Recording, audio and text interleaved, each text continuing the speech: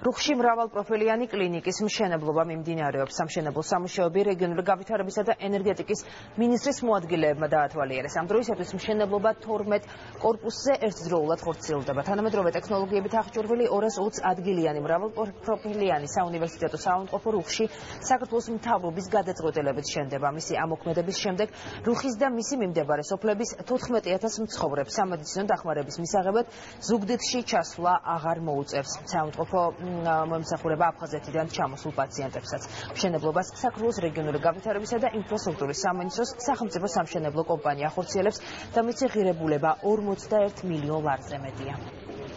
ძალიან მნიშვნელოვანი იქნება ეს საავადმყოფო რეგიონისათვის. პროექტის ღირებულება გახლავთ 51 მილიონი ლარი. მშენებლობა ამ ეტაპზე 12-ვე კორპუსზე პარალელურ რეჟიმში ხორციელდება და სამუშაოებს ახორციელებს სახელმწიფო სამშენებლო კომპანია. აქ დასაქმებული არის 155 კაცი. აქედან 80-85% არის ადგილობრივი მაცხოვრებლები. აქ გვერდით ტოლების კორპუსები რო დგას, აქედანაც არიან დასაქმებული, ვინც მოისურვა, ყველა დასაქმებულია.